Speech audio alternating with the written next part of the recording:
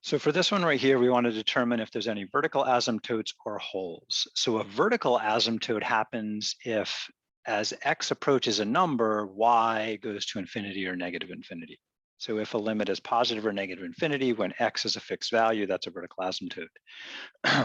However, if as x approaches a number, if the function is undefined, but there's a limit, that's when we have a hole in the function.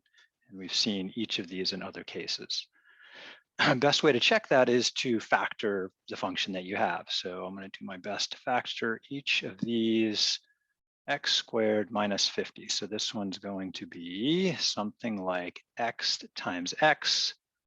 And then we want a product of 50. Since it's negative, the difference has to be 5. So that would be plus 10 minus 5. 10 minus 5 is positive 5. 10 times negative 5 is negative 50. All right.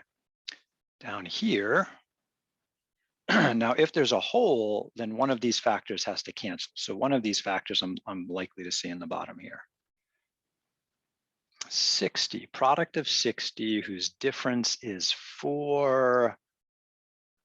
How about,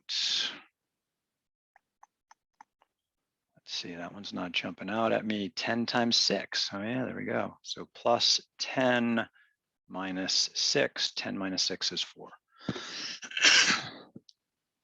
Now we know that a number divided by itself is 1, so this reduces down to x minus 5 over x minus 6. And this original function, f of x, matches this new green function everywhere except where x is negative 10, right? So these two are equal except when x is equal to negative 10. Because the original function, if we plug in negative 10, f of negative 10 is going to be undefined.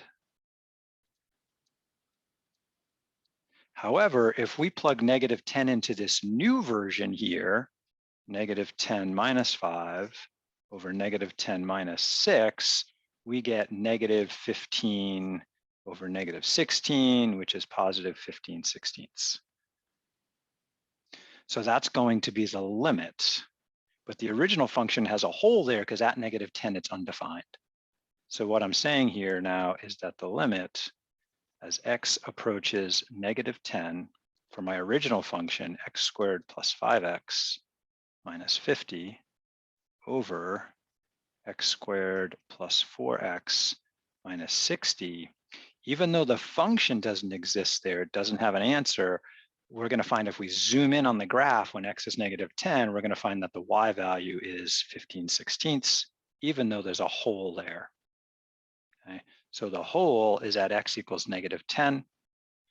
Now, 6 is a problem too. If I try to plug in 6, I get 0 on the bottom, but I have a non-zero number in the top. And so just a note on that, if we look at the limit as x approaches 6, and I'm going to use this new version of it because it's less ink, x minus 5 over x minus 6. 6 could be, the x value could be bigger than 6 or less than 6, because remember, this means approach. So this is actually two different limits. I can approach from the left of x minus 5 over x minus 6, which means from the left side here, that means the x values I'm picking are less than 6.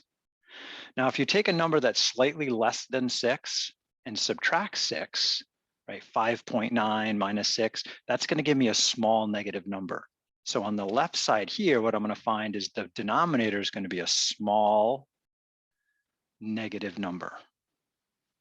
The numerator, on the other hand, is going to be close to 6 minus 5, which is about 1.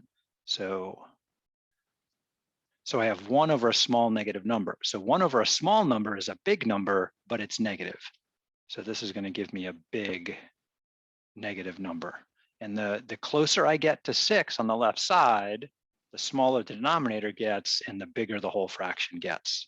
So big negative, that means on the left side, it's going to be a negative infinity. And anytime we have an x value approach a fixed number, but y explodes in one direction or another, that's an asymptote. So x equals -6 is a vertical asymptote. And what we're going to see on the graph is that on the left side of x equals -6, this graph is going to plunge downward. And on the right side, it should go up. So on the other side, limit as x approaches 6 on the right of x minus 5 over x minus 6. So again, that is the right side. X is greater than 6, so like 6.1 minus 6. That means in the bottom, I'm going to have a small positive number. But my x is about 6 minus 5 means my numerator is going to be about 1. And the closer I get to 6, like 6.0001, the smaller the denominator gets, which means this whole fraction is getting bigger, but it's positive. And so the closer we get to 6 on the right, the y values just skyrocket. So y value gets big forever. So like graphically, let's make a new page here. If this line right here is x equals 6, then I'm going to find on one side, the left side, we're dropping vertically, but on the right side, we are rising vertically. It's the kind of big picture behavior of this particular function. So we have a hole at -10, vertical asymptote at -6. We had to factor to figure that out. All right.